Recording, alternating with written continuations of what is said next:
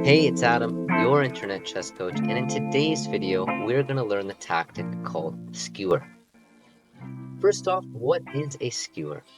A skewer in chess is when you attack the opponent's piece, a valuable piece, and behind that piece is a less valuable piece. So in this first position, if white were to play bishop to b3, it's a check attacking the king, which is more valuable than the queen. The king has to move, and then we can win the queen. Let's see another example. In this position, with white to play, white can play rook to a5, attacking the king, and behind the king is the queen. King has to move, and we can pick up the queen. Let's see a few more examples, and then I'm going to give you some practice exercises.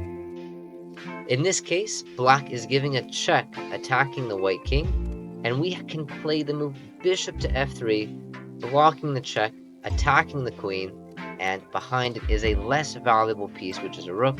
Once the queen moves to safety, for example c8, we can capture the rook and win material. Let's see another example. In this example, we have black to play, and it's a very interesting one, and one that you may have seen in a movie before called Searching for Bobby Fischer. So in this position with black to play, black has the move queen. Black gets a queen. It looks like black is completely winning. Black wins the game. However, white can also turn into a queen with a check, skewering the king and winning the queen. In this example, it's white to play. If you'd like, pause the video and try to find the best sequence for white. Okay, welcome back. Now, at first glance, we can maybe try rook takes on h7, but then we see that black can simply take back. So in order to do the skewer in this puzzle, we first need to set it up with rook takes on f6. The king cannot go forwards up the board, our pawns stop it, and the rook covers the d6 square, so the king must play king e7. And now we can actually sacrifice our rook on f6 by taking the rook on h7 with a check. The king is going to pick up the rook on f6, but now we pick up an additional rook on d7. Let's see a skewer in the middle game.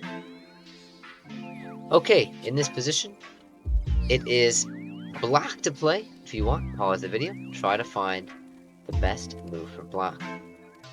In this case, black can play the move bishop to f5, retreating the bishop, attacking the queen, and behind the queen, a less valuable piece is the bishop. Queen has to move to safety, and we can pick up the bishop.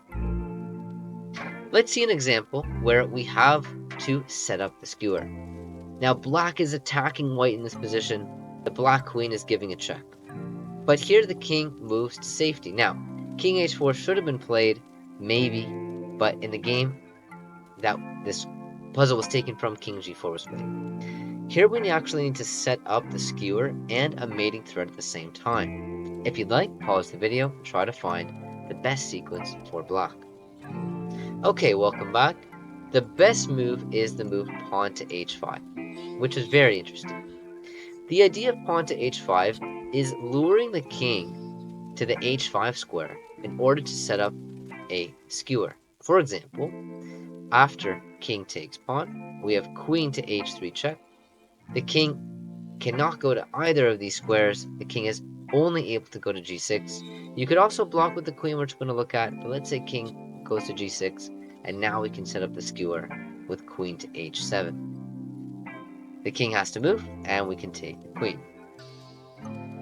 If white tries to defend this potential skewer and plays the move queen h4, now we have queen to f5.